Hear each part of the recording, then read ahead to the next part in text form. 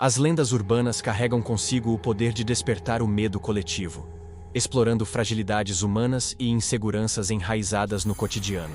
No Brasil, entre tantas histórias que circulam em rodas de conversa, programas de televisão e correntes da internet, uma das mais assustadoras é a do ladrão de órgãos.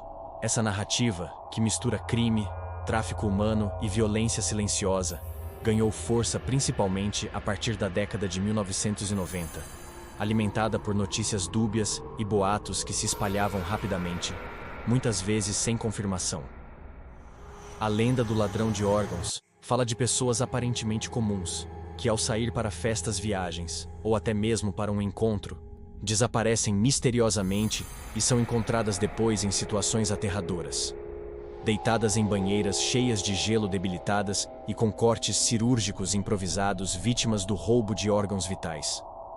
Essa imagem tornou-se um ícone da narrativa e é repetida inúmeras vezes em relatos que circulam tanto em jornais sensacionalistas quanto na boca do povo.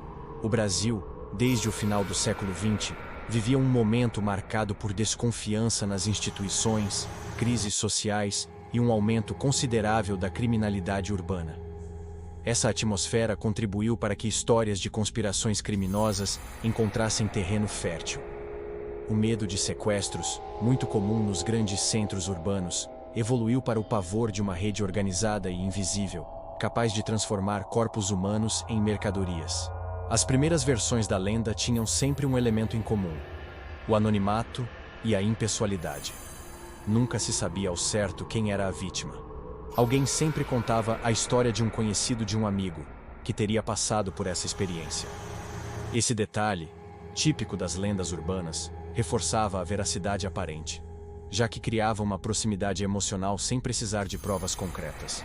O relato mais comum descreve a vítima, muitas vezes um jovem, turista ou alguém em busca de diversão, que conhece uma pessoa atraente em um bar, balada ou até mesmo por meio de um encontro casual. Após ingerir uma bebida, a vítima perde a consciência.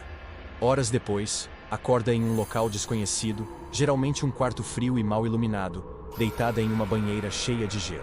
Ao tentar se levantar, a pessoa percebe um desconforto físico estranho e, em seguida, nota uma cicatriz improvisada na região do abdômen. Ao lado, há um bilhete que diz algo como: "Não se mova, ligue para o hospital, seus órgãos foram retirados." Esse detalhe macabro é o clímax da narrativa. Ele imprime o choque psicológico da perda, da impotência e do destino cruel de ter o corpo violado por criminosos invisíveis que alimentariam o mercado negro internacional de órgãos. O ponto central da lenda é o tráfico de órgãos, um tema que assombra o imaginário popular. Embora seja um crime que efetivamente exista em algumas partes do mundo, no Brasil sua ocorrência comprovada é extremamente rara. No entanto, a ideia de que redes internacionais poderiam capturar pessoas anônimas para extrair rins, fígados ou até corações ganhou contornos de verdade. A imagem da banheira com gelo, tão repetida, tem origem em versões estrangeiras da mesma lenda, principalmente nos Estados Unidos, e chegou ao Brasil já adaptada à nossa realidade de insegurança urbana. O detalhe do gelo é simbólico, representa tanto a frieza dos criminosos quanto uma tentativa grotesca de manter a vítima viva, apenas para que o órgão retirado permanecesse viável. Durante os anos 1990 e início dos 2000, programas sensacionalistas de televisão, como os de cunho policial, exploraram constantemente rumores sobre o ladrão de órgãos. Manchetes em jornais populares afirmavam casos suspeitos, quase sempre sem fontes confirmadas. Essas notícias, por mais frágeis que fossem, ajudaram a fortalecer a crença coletiva. Com a chegada da internet, a lenda ganhou nova vida.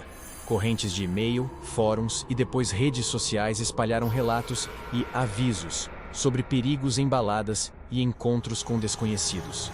Essa versão digital da história aumentou ainda mais o alcance do mito, fazendo com que gerações inteiras crescessem ouvindo sobre os riscos de serem vítimas de uma rede sombria de criminosos que agiam nas sombras da sociedade. A lenda do ladrão de órgãos transcende a simples narrativa de horror. Ela reflete medos sociais profundos. Medo da perda do corpo. A violação física é um dos temores mais primitivos do ser humano. O corpo, visto como templo da vida, torna-se alvo de exploração cruel. Desconfiança do outro. O mito fortalece a ideia de que não se pode confiar em estranhos, especialmente em contextos sociais como festas ou viagens. Crítica social velada. De certa forma, a lenda pode ser interpretada como uma metáfora sobre desigualdades sociais e exploração humana. O pobre ou desavisado seria explorado para sustentar a vida de pessoas ricas que poderiam pagar por órgãos no mercado negro. Influência no comportamento. Muitos jovens cresceram com alertas de familiares. Não aceite bebidas de estranhos. Ou, cuidado com quem você conhece na balada. Esses conselhos se entrelaçam com a lenda, transformando-se em normas sociais de segurança.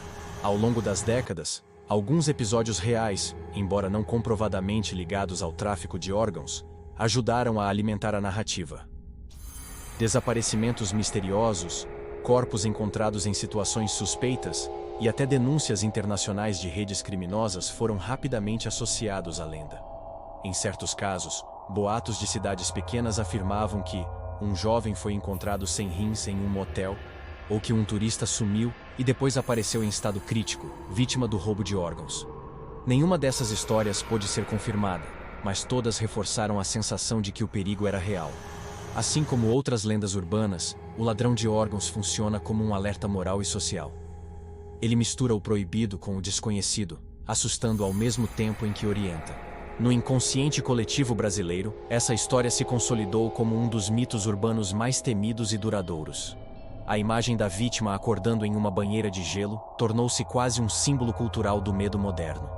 Ela é recontada em filmes, séries, programas de televisão e até em conversas informais, sempre causando impacto. A lenda do ladrão de órgãos é um reflexo poderoso das angústias sociais brasileiras.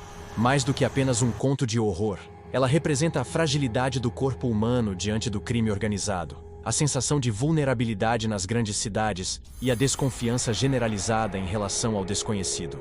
Embora não haja comprovações sólidas de que tais práticas ocorram no Brasil da forma descrita, a história continua viva no imaginário popular, reforçada por boatos, pela mídia e pela própria necessidade humana de explicar o medo através de narrativas. No final, a lenda do ladrão de órgãos cumpre sua função essencial: provocar o arrepio, instigar a desconfiança e lembrar que, em um mundo onde nem sempre sabemos quem são nossos inimigos, o perigo pode estar escondido em qualquer encontro casual.